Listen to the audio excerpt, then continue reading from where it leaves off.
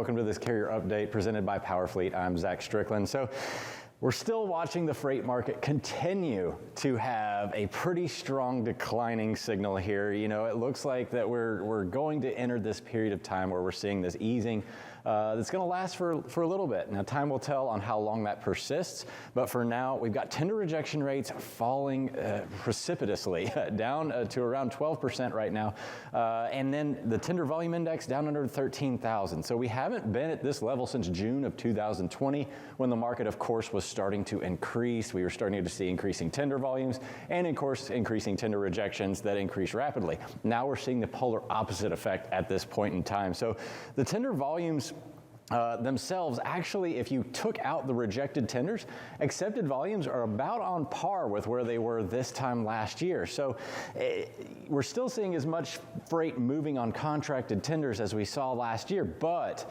the difference is that the spot market activity just isn't as strong as it was this time last year or even a month ago to that end, because these tender rejection rates are falling rapidly. So the start of April really tends to be a softer time of the year, and I think it's exacerbating what we're seeing in the tender rejections at this point in time, because not only did we see an acceleration in the tender rejections on March 6th, we saw an acceleration in the tender rejection rate just last week as we entered the month of April. So rejection rates falling extremely quickly right now. If we go to the next chart and check out the three main modes here. So we've had a lot of this divergent freight market activity among the modes. We've got the tender rejection rates for van there in the blue line that you're seeing, and then we have the tender rejection rates for the refrigerated sector, and then flatbed in orange. So the refrigerated sector really easing up extremely quickly. The van side, of course, accelerated towards the end of March. Its decline, now we're under 12% for the van tender rejection rate. Again, the first time since June.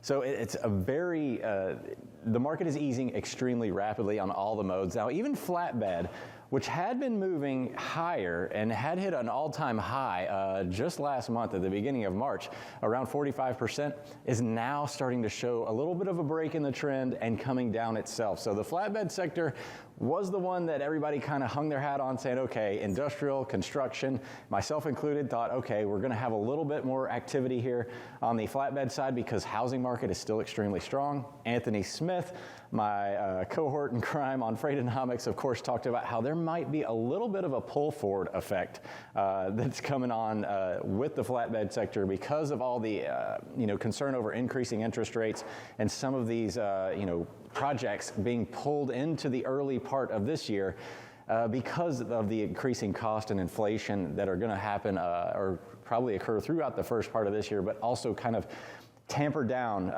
that impact later in the year. So maybe he might be accurate because the flatbed tender rejection rates are starting to show some signs of breaking that trend and coming down here in the next little bit. If we go to the next chart and look at the contract rates for the van sector here, this is also what's helping accelerate our easing process, because contract rates, if you can see in the blue line right there, we had another striation in March.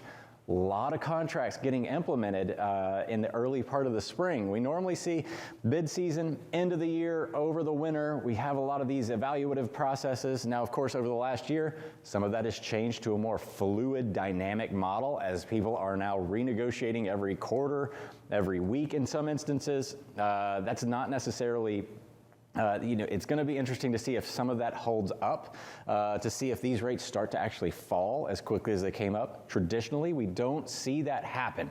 If we go all the way back to 2019, when we see these contract rates, they were flat the entire year because most of the time you're on a 12-month cycle.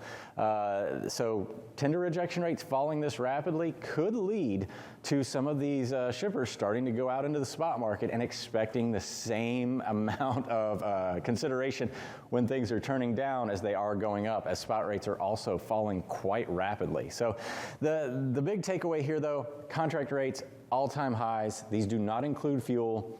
Rejection rates still coming down, so carriers are happy to get the contracts that they're getting right now. These are very profitable, lucrative rates for the most part. Watch out for the backhaul lanes, however, as those are still probably pretty close to cost. So that'll do it for this carrier update. I'm going to toss it back over to Mike Vincent, who I believe has Eric Coolidge.